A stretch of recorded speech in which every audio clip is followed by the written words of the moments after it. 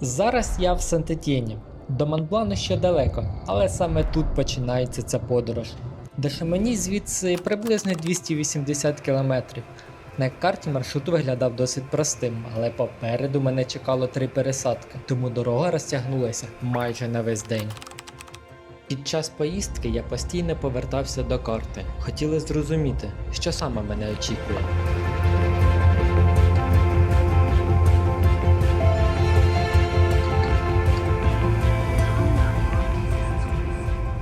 На цю ніч я зупинився у хостелі Ла Ревейрон. За ніч у цьому хостелі я заплатив 40 євро.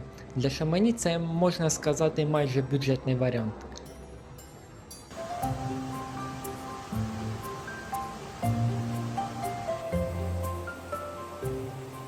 Тож давайте подивимось, що я отримав за ці гроші. Тут є затишня обідня зала, поруч знаходиться парковка, а на вулиці є літня тераса, де можна спокійно посидіти та поїсти. Але сьогодні з погодою не пощастило. Далі ми потрапляємо до вітальні. Тут можна почитати книгу, зігрітися біля каміна або просто відпочити після дороги. А тепер настав час переходити до головного. Привіт, друзі! Ласкаво прошу на канал. У цьому випуску я вирушаю в один із найвідоміших трекінгових маршрутів Європи – Tour de Mont Blanc. Попереду 180 км шляху та майже 10 км набору висоти. Маршрут проходить через 3 країни – Францію, Італію та Швейцарію. Я йду сам із наметом і рюкзаком вагою близько 28 кг. У ньому майже вся їжа, яку я буду лише час від часу докупувати, а також уся техніка, щоб показати вам красу цього маршруту. Коли я готувався до цієї подорожі, у мене виникло дуже багато запитань. І чесно кажучи, на більшість з них я так і не знайшов відповідей в інтернеті. Де можна поставити намет, які кемпінги краще обрати, скільки це коштує, де можна зарядити телефон та інші гаджети, а де такої можливості немає. Тому у цьому відео я буду ділитись власним досвідом, розповім про всі нюанси, на які варто звертати увагу, і постараюсь відповісти на ті запитання, які свого часу виникали й у мене. Тож приєднуйтеся, буде цікаво. Від хостелу кілька хвилин пішки до автобусної зупинки, сідаємо на автобус і приблизно за 35 хвилин уже приїжджаємо в Лізуш. Виходимо на зупинці Маріє, саме тут і починається наш Tour de Mont Blanc. Вчера был очень сильный дождь ночью, поэтому я решил подняться на подъемнике, там около 800 метрів. Зараз ідемо до підйомника і тільки подивіться, які краєвиди вже відкриваються звідси.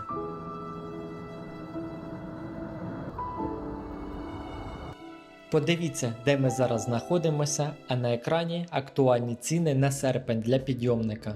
Нам потрібно Лізуш, Бельвю. Квиток куплено, ось так він виглядає, коштує 18,60. Ну що, поїхали нагору. Почати маршрут можна двома способами: піднятися пішки або скористатися підйомником Бельвю. Я обрав другий варіант, тому що вночі був сильний дощ, а попереду чекав досить крутий підйом.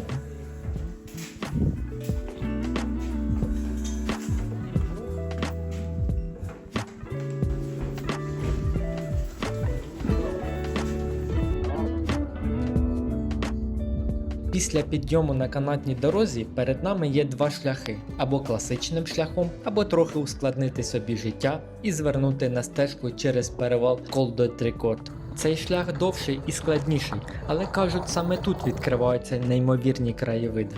Тому довго не думаючи, я обрав саме його.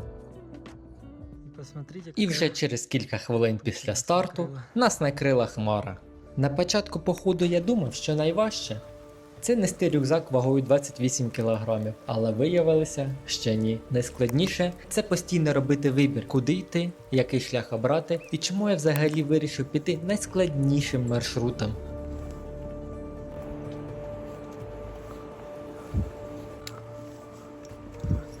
Далі доводиться дертися ось такими металевими ланцюгами.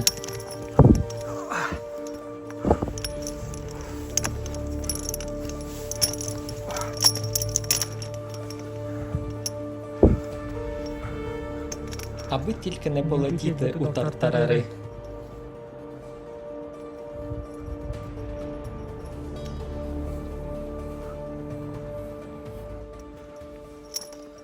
Хочу сказати, після дощу тут потрібно бути обережним, тому що глина слизька і каміння теж. Камни тоже.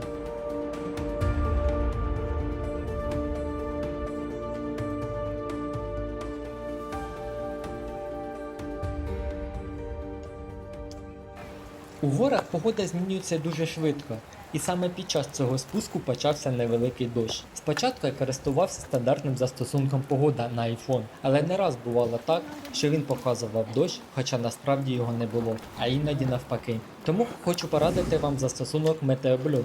У ньому можна в режимі реального часу переглядати пориви вітру в горах, опади та прогноз погоди на найближчі години. До теми погоди ми ще обов'язково повернемося, а поки що продовжуємо спуск у напрямку льодовика.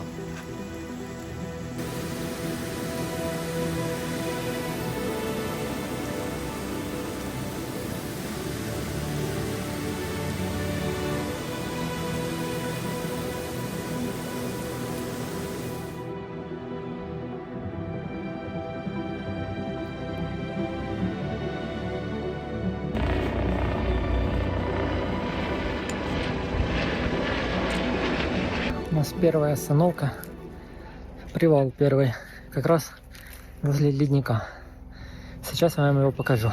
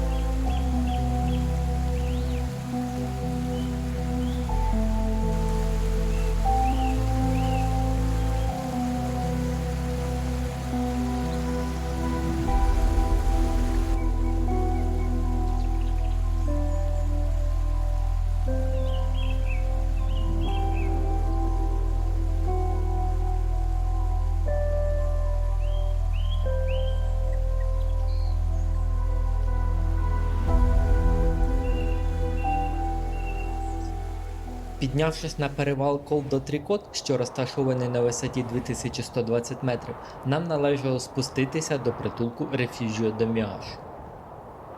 В таких вот спусках нужно быть предельно аккуратно, потому что глина, она намокла после дождя, она становится скользкой. Еще камни скользкие. А нам идти еще туда, в самый низ. Туда.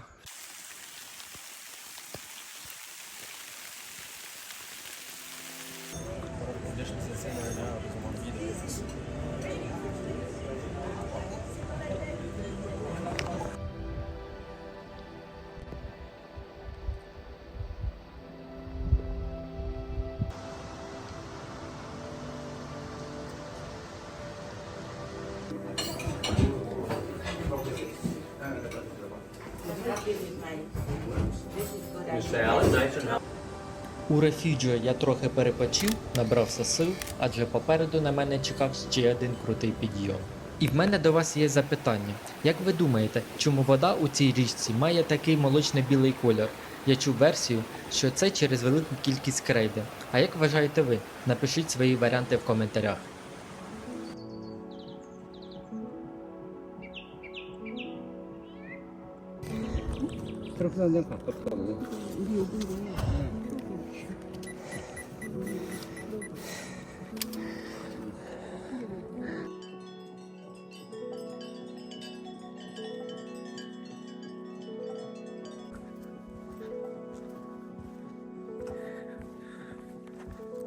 Ребята, уже темнеет.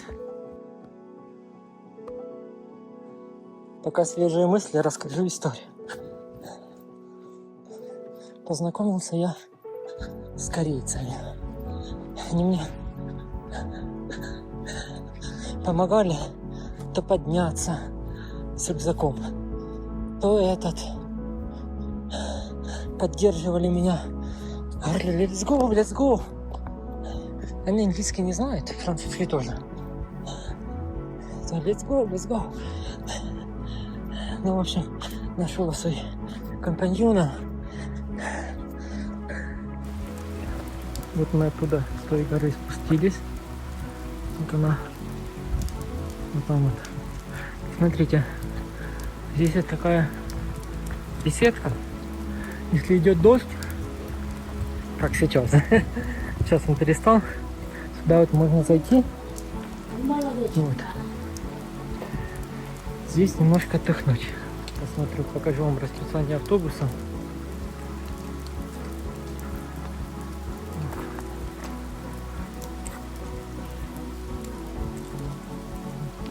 Можете заскринить, кому интересно.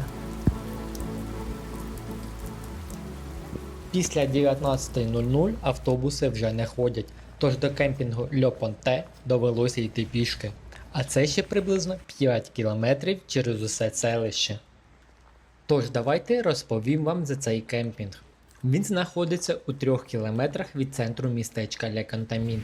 Місце для намету коштує 13 євро. У цю вартість входять місце для намету на одну дорослу людину та туристичний збір. Також в кемпінгу є гарячий душ, туалет і можливість зарядити телефон. Є пральна машина. Ця послуга коштує 7 євро, але оплатити її можна тільки готівкою. Пральня працює з 8 ранку до 9 вечора. Єдиний мінус – розеток тут небагато і розташовані вони приблизно за 50 метрів від місць для наметів. Тож залишати телефон на зарядці без нагляду я б не радив.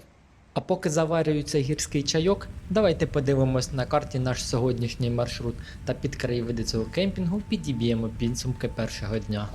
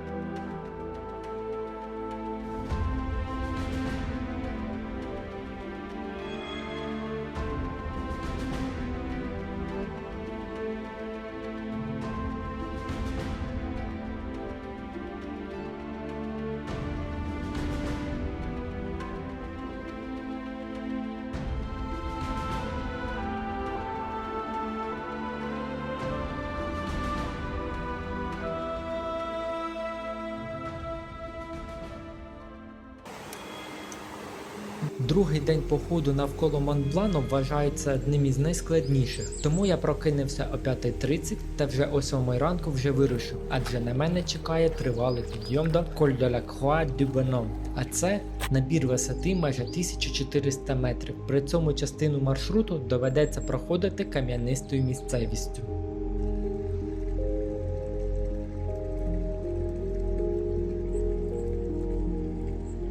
Подивившись застосунок з погодою, я зрозумів, що подолати цей шлях я маю якнайшвидше.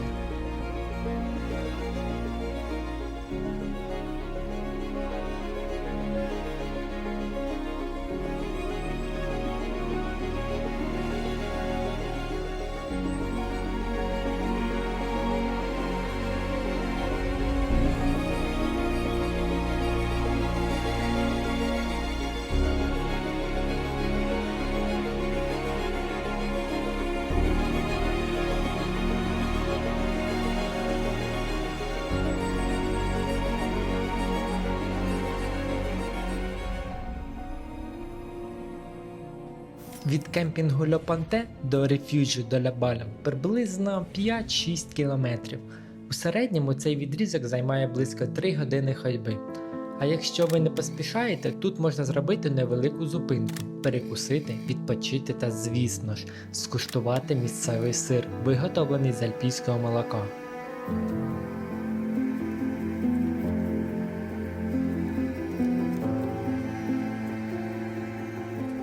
Під Під час підйому зустрів чоловіка, який ішов зі своєю собакою.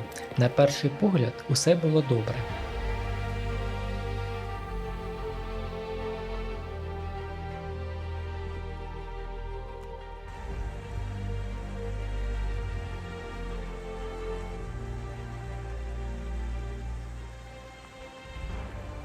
Але через деякий час я знову побачив їх, тільки тепер вони вже поверталися назад. Я запитав, що сталося. Виявилось, що собаці стало зле.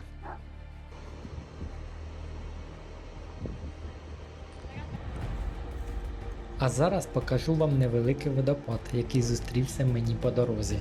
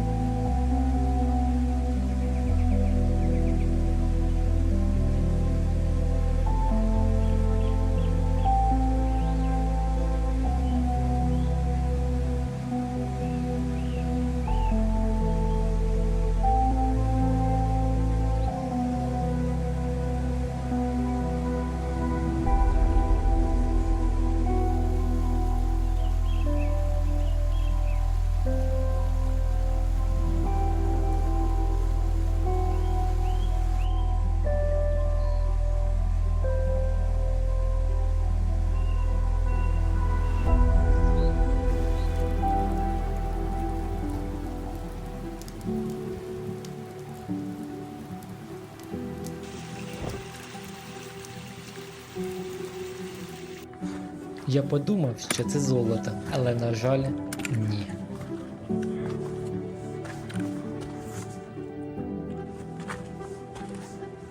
Піднявшись до Коль дю Боном, як ви вже зрозуміли, до погіршення погоди я не встиг.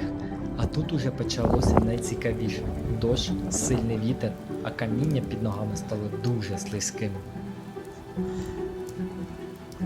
Підійшовши до Refuge de la Croix du Bonhomme, тут можна трохи відпочити та перекусити. На жаль, через погану погоду я не зможу показати вам, які тут краєвиди, але для вас я знайшов кілька фотографій.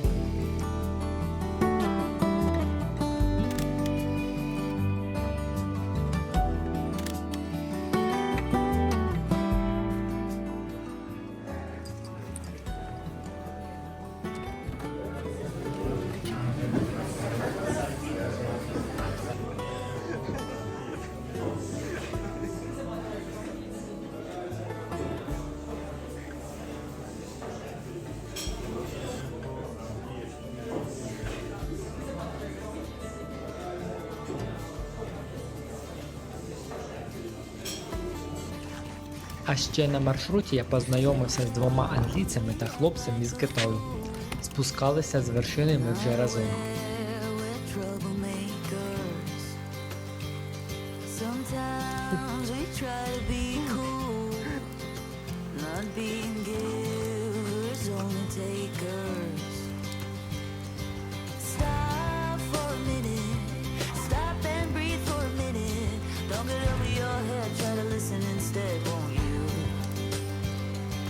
Think for a minute. Це ми дивимося, скільки нам ще залишилось. Фух. Еще чуть-чуть осталось спуститься. Весь мокрый. Сильный обувь. Дождь лупит. Ви в мене запитаєте, а де твій дощовик?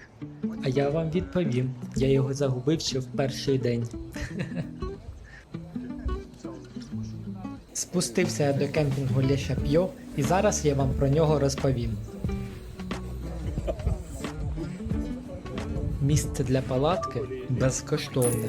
Душ коштує 5 євро. Туалет та умивальники безкоштовно. Є колонка, де можна набрати води та помити посуд.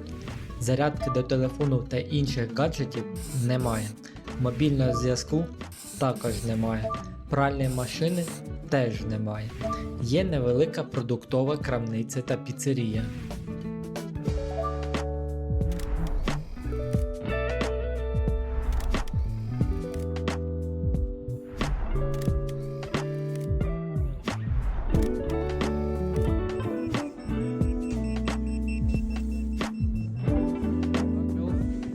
поки я їм, давайте подивимось на карті наш сьогоднішній маршрут та під краєвиди цього кемпінгу підб'ємо підсумки першого дня.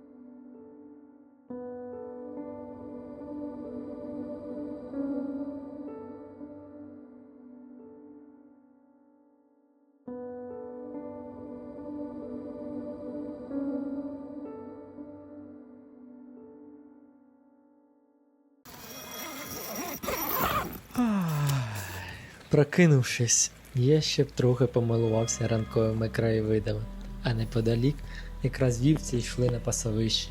Я ще ніколи не бачив стільки овець.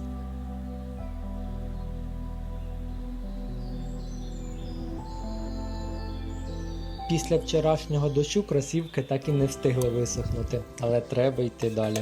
Готую сніданок, дивимося маршрут на сьогодні і в планах дійти до Рефюджіо Ейгій Нуар чи кемпінг Ейгій Нуар. До речі, в чому різниця між кемпінгом та рефюджіо? Напишіть коментарі. І ось вам моя перша порада. Обов'язково їдьте автобусом до Вій де Глясьє. Квиток можна купити у цьому автоматі прямо на території кемпінгу. Так ви не будете йти вздовж дороги та заощадите приблизно 4 км пішого шляху.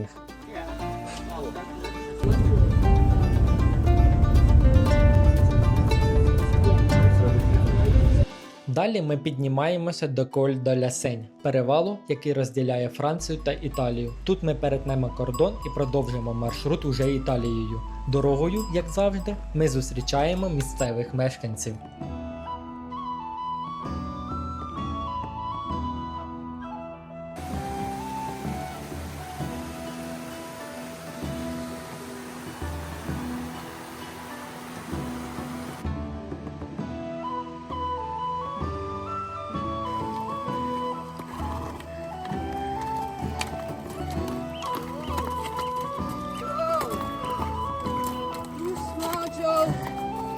Hola.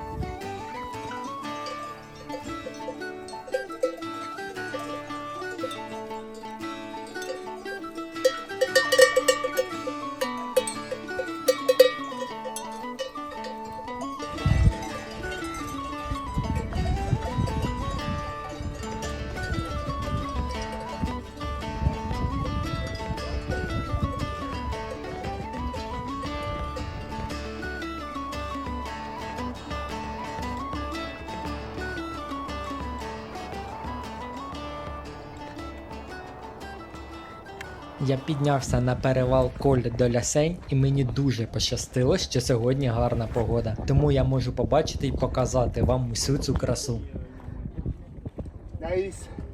Ця споруда з каміння називається керн. У горах такі насипи здавна допомагали мандрівникам знаходити шлях. Існує така традиція, проходячи повз, додати до керна свій камінь. Ну я, звісно, теж залишив свій.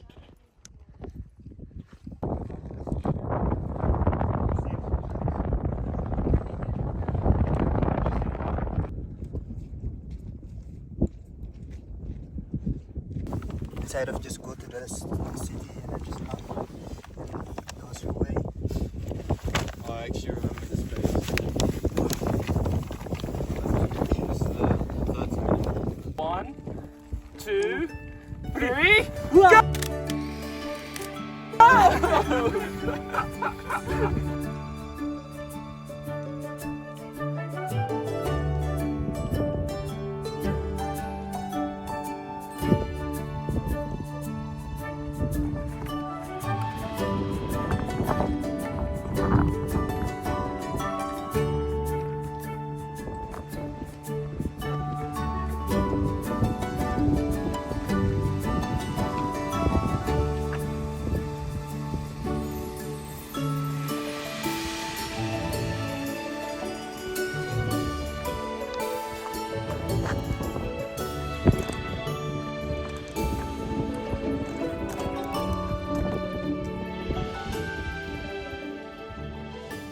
Здається, я підходжу до Рефюджіо Елізабетта, тут трошки перепочину і піду далі до наступної зупинки Ляк де Камбаль.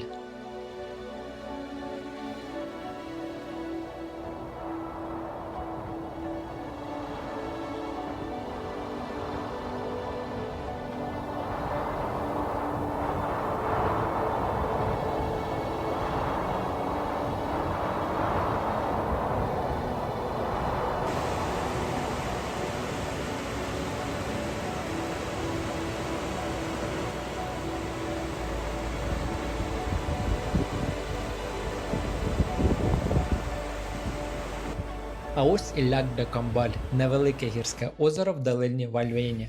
Дивлячись на нього зараз, важко уявити, що колись воно було набагато більшим. З часом гірські потоки приносили сюди пісок, каміння та ґрунт, і озеро поступово ставало меншим. Я знайшов фото цього місця 1921 року. Ви уявляєте, наскільки воно змінилось за 100 років?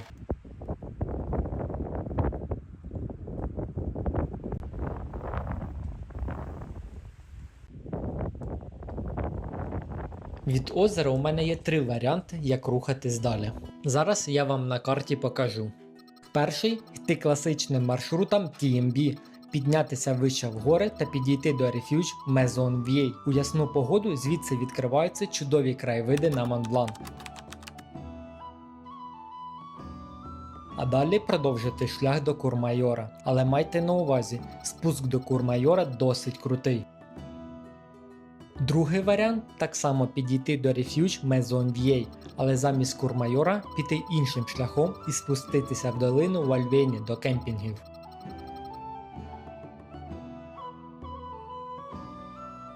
Третій варіант – не підніматись до Maison Vieille, а від озера піти далі та пройти приблизно 4 км до автобусної зупинки Ля Візей. Звідти можна сісти на автобус і проїхати ще близько 3 км до зупинки Ля Зеротте, де знаходиться кемпінг Егі Нуар.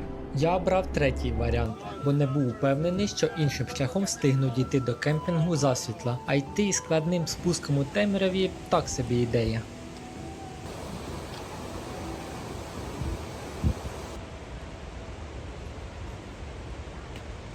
Ви, мабуть, запитаєте, як я взагалі опинився у Курмайорі? А все дуже просто. Пам'ятаєте, як у пісні Скрябіна? Людей напхалися конкретно як сільотки в відро. От приблизно так було і в моєму автобусі. У вікно нічого не видно, зв'язку немає, і свою зупинку я благополучно прозівав. Тож 1,5 години я чекав на автобус і нарешті я дістався свого кемпінгу. Давайте я вам розповім про нього. Місце для намету коштує 13 євро, є гарячий душ, Є пральна машина, коштує 6 євро. Є зарядка для телефонів та інших гаджетів. Вона знаходиться на кухні. Також є чайник і мікрохвильовка. Є невеликий продуктовий магазин. Також є безкоштовний Wi-Fi.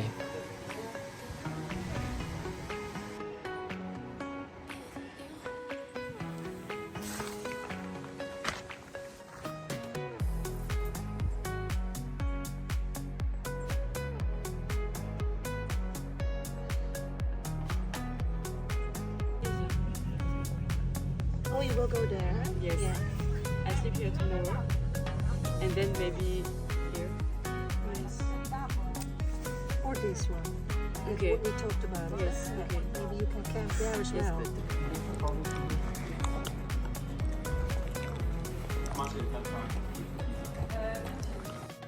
А поки я вечерю, давайте подивимось на карті наш сьогоднішній маршрут та під краєвиди цього кемпінгу підіб'ємо підсумки третього дня.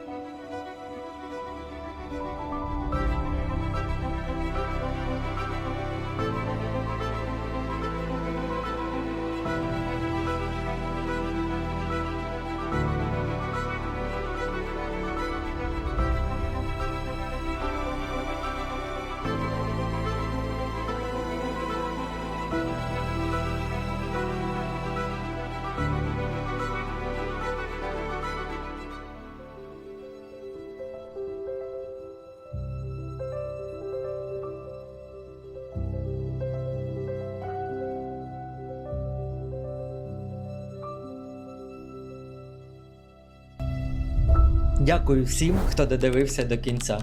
Якщо вам сподобалось, підтримайте відео лайком та підписуйтесь на канал, щоб не пропустити другу частину. До зустрічі!